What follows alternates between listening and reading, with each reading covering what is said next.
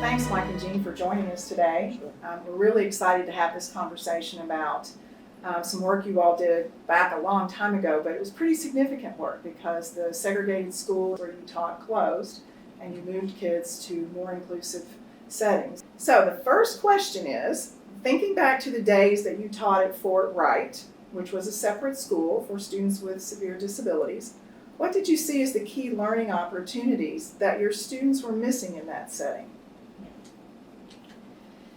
Well, I guess one of the, obviously just the opportunity to learn academics. We weren't teaching academics at that time. I think also the opportunity to be around kids their same age. While Fort Wright was a segregated school, which wasn't good for kids, there were a lot of opportunities for the staff to work together, to collaborate, kind of figure things out. So we were early adopters of community-based instruction. And like what Jean was talking about, we were taking kids into their home communities, and because we had kids from lots of different districts, they were going into lots of different communities.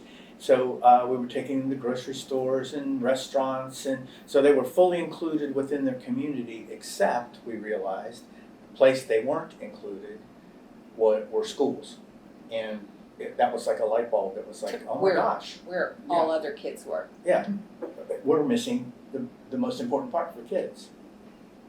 When your district was preparing to make this move, how did they prepare the other staff with whom you work, like teaching assistants, therapists, general education teachers and administrators? I think for most of the staff members, in terms of teaching assistants, OTs, PTs, speech people, we were working with those people already at Fort Wright, and being involved with the Systems Change Project, we worked for several months to start that more integrated experience for kids. So those people were in on the conversations, all of that. So and philosophically, they all agreed with that. So it was pretty easy in terms of those types of other staff members. And I think we both went out to the first time we went out in schools. We took the teaching assistants that we had been working with for several years with us. So we already had that teamwork worked out. And so when we went into the integrated school, we knew how to work together. I know you mentioned that when you moved to a regular school and your students moved, you were more integrated than included. So can you talk a little bit more about how inclusive it was? And I think the program itself evolved. When we first made the move, it was to a regular public school, but there weren't any real expectations for inclusion. There were certainly integrated experiences that we were thinking about and working toward. The first school that I moved to, it was a segregated classroom within a public school. So we integrated students for lunch, recess, and all of the special areas. We did not do any content. And then the second school, it was actually two schools. They were fully inclusive, but we still primarily focused on IEP goals, and there wasn't that push for academics and the general curriculum. And I'd like to say it was because of me, but it wasn't. It was the general education teachers. I remember going into a second grade classroom and talking with the teacher about a student who she was going to have in her room, and she said, "So what can I expect her in terms of reading?" And I said, "Well, she'll probably learn to read her name. She might, be able to read some icons and some symbols and grocery store labels, that type of thing." Because I was still thinking functional curriculum, and she said, "Every student in my room learns to read." And I left thinking, man, she's going to have a rude awakening. And by gosh, that that particular student learned to read by the end of the year. She wasn't reading grade level. She wasn't reading totally independently. Her comprehension probably wasn't as wasn't on a grade level, but she was reading. So general ed teachers pushed me to learn that general curriculum piece. Born into middle school, and if anybody remembers what it was like being in middle school, it's very challenging years. But this particular school was fairly new, and when it opened up with the mission to be fully inclusive. Now, I don't think, and I think others would agree, that they did not anticipate what inclusion meant. So when I took the class in, I was self-contained. However, teachers who were hired to work there knew that they couldn't say no to having any particular kid in their classroom. I also had the support of my assistant special ed director, who prodded me to not start with just the PE electives. And so we did enroll, the students were in a homeroom. They were not on my roster. I did not keep attendance. They took one core content class. So social studies, reading, science. I don't think I had anybody in math. And then they took one elective, and maybe sometimes two electives. That kind of depended on how we could cover all the kids. And so I told teachers, I just want my students to have an opportunity to interact with their peers, to develop some age-appropriate behaviors, to increase their communication skills, and make friends. And so then after a few days, I remember a particular teacher coming to me and saying, if I'm going to have a student in my class, I want to teach them. So then that made me try my best to figure out what can I do to have the students actually participate in class. And I still didn't have that strong focus on academics, but I did look at how I could have them be more than just present in the classroom, but really be more actively participating in it. Well, our next question is about educational and friendship outcomes. Yeah, I think we did see that occur. I had a student who was presymbolic communicator. She cried, was her main way of communicating. Facial expressions. I can remember standing outside of her science class, looking in, watching her in class, and thinking, is this good for her? Is this helping her? What benefit is it for her, for the kids? And after watching her and other settings, what I found is that I realized I don't know what she knows because she's not able to tell me, for one. But I also realized instead of listening to 3 adults in a classroom, and at that time I think I had one student who was verbal and all the rest were nonverbal. So she could be in our classroom with 3 adults carrying on a conversation with other kids who were nonverbal and unable to express what they wanted or knew. Or she could be in a classroom with kids hearing rich instruction, hearing kids talk to her, chattering, and an environment which other kids her age were in. And one day her mom said to me, she said, for the first time when kids drive by, ride their bicycles by, they say hi to her by name instead of calling her her brother's sister. And she said that meant so much. And what I realized is she's now a person to these kids. She's a peer, she's a classmate, not some strange person that happens to live on their street. So that, while that seems little, to me it seems huge. The other thing, the other story that I remember is a student who had friends, a group of girls that were great with her, they hung out with her. And this particular student had a few words, but very limited communication. We asked her friends, what do you see that you think would benefit her? You know, what is she missing that you have? And they said, she's always with an adult. and we're in middle school, we don't want to be with adults all the time. So we made out a plan that her mom dropped her by the school dance, met the friends at the door. I chaperoned so I could be there as a safety net, but she was with her friends in that dance, and as most of the middle schoolers did, they ran around dances at the middle school dance. At least then they did. And so she got to be, doing things, and they started taking her to lunch and just pushing that point that we need time without adults. And so that was a learning experience for me too. The first time we moved to a regular public school, and this was still in a segregated classroom, but in that public school, one of my students who had multiple and significant disabilities. She used a wheelchair. She, again, like Jean mentioned, she didn't have a formal communication system, which I wish we would know then what we know now. She had a lot of sensory impairments, a lot of physical impairments, those types of things, and she developed some friendships within that school with her grade level peers. And I remember getting a phone call at school one day from a general education parent.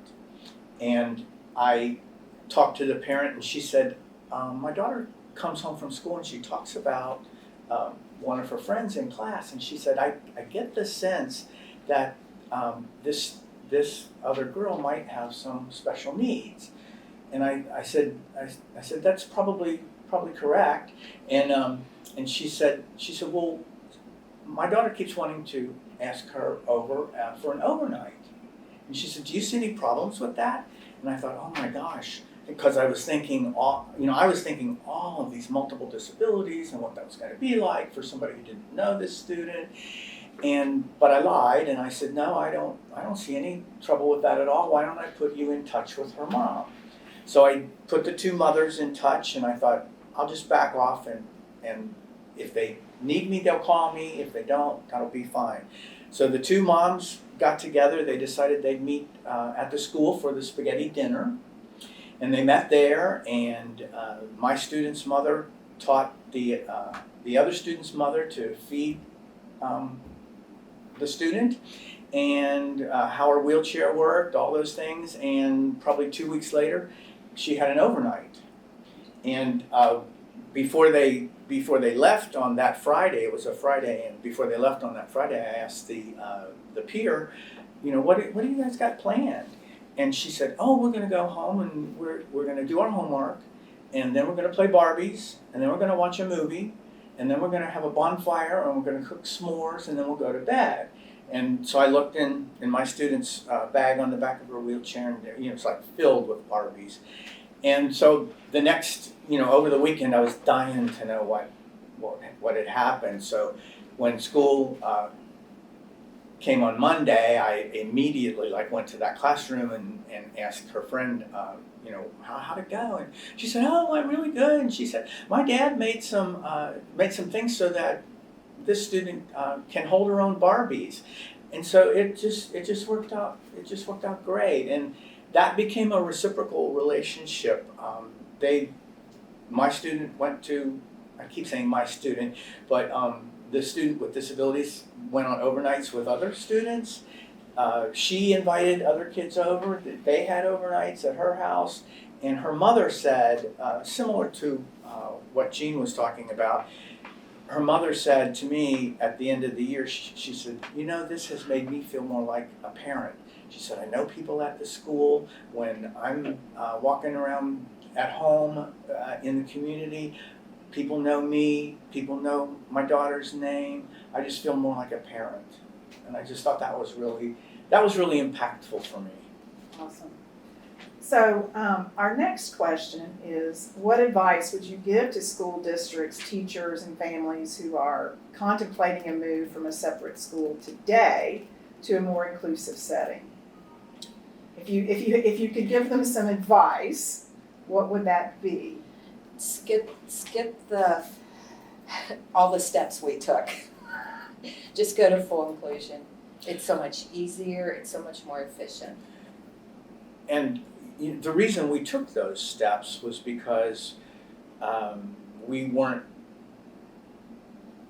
I think we always felt like full inclusion was going to be the goal that we had, but we weren't sure how far we were going to, how far the school system was ready for that.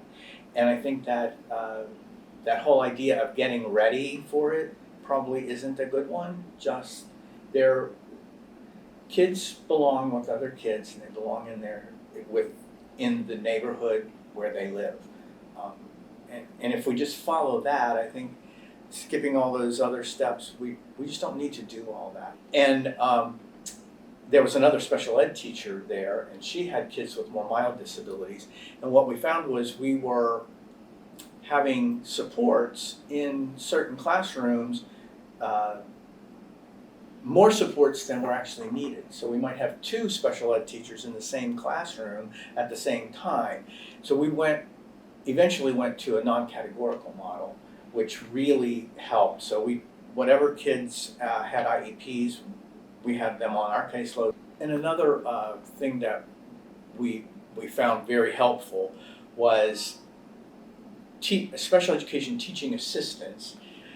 They knew that their primary responsibility was toward the kids who had IEPs. As long as the student with disabilities was getting the services that they needed, that teaching assistant could do whatever that general education teacher needed them to do or felt like that was going to support them.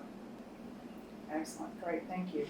The next question has to do with, there's always a little bit of fear when moving to inclusive settings because, this could happen, or is that really an intensive services and bullying and, all that. So what was your experience with those kinds of things, those potential fears? I didn't hear that from parents so much, and I'll tell a story on myself, my own potential fear with that. The student I was speaking of before, at recess, she would always be with her friends, and they'd all run around the yard together, and they'd push her in her wheelchair, and they'd always, at that 4th grade level, they're always talking about boyfriends and girlfriends and teasing each other and doing all that stuff. And they would always tease her about this one certain student. And so and it was kind of, it was something that happened like every day. And when they tease her, she'd get all excited and stuff. And I was wondering how the boy that they were talking about kind of felt about that. And I went to him and I said, "Hey, I noticed that the girls were all teasing you about, I'll make up a name, Mary being your girlfriend." And I said, "Are you okay with that?" And he said, "Oh yeah, I think she's cute." And it was like, oh my gosh, that's on my own prejudice about what he was thinking. So, those types of things just didn't happen. I just assured parents we're addressing the IEP. They could see the kids were not bullying them. They could see that they were getting the supports. And I had a student with one of the parents who was upset. Her son had a medical disability that required an RN to be with him all the time. And they came from the district and wanted to move him to a medically fragile unit. And she told me, she said, "I fought to keep him out of here. Now that he's here and it's working, I will fight to keep him here." So I'm like, okay. So I think, again, back to maybe advice is persevere. Just keep assuring parents you are providing them the services in just a different setting. Kind of the last question, because I think we've kind of hit the one above it, but looking back over all the years, the greatest impact for your students in moving from segregated to inclusive programs, and the greatest impact for their families, and the greatest impact on you. I think Jean and I have both talked about this earlier, but it's those increased opportunities, things that if we had relied on people like us, only special ed people, we would have never taught students some of the things that they learn in the general curriculum, because we wouldn't have thought that was important to them. We would, but thinking back, a student that Jean mentioned, we were talking with him one time, and he was, I think, in maybe the 8th grade or 9th grade, and we said, you know, what's your favorite subject? And he said chemistry. And it was like, oh my God, whose favorite subject is chemistry? And that was his favorite subject. Had he only been in special education types of settings, he would have probably never had the opportunity to even think about chemistry, much less that become his favorite class. I think the impact on the students is they did have increased opportunity because they were in this general ed classroom with instruction that was for a wide range of kids, that was addressing standards-based instruction, which actually did start early in Kentucky. So while we weren't focused on it, it was a focus even when I was there at the middle school. They were provided access to all that instruction. The parents felt more part of the community, as we talked about. They felt their child was valued. Their child had friends, and so forth. And then for me, as I said, I just think it changed my beliefs. I realized I had to stop limiting. And the other point about families, you know, we talked about families with students who have special education needs feeling more like typical families. We have to remember too that when students or kids have opportunities with other kids are going to be family members of people who have disabilities. So they're going to be family members, they're going to be employers, they're going to be community members. So we're just providing, again, opportunities for people to all kind of get along together and figure each other out.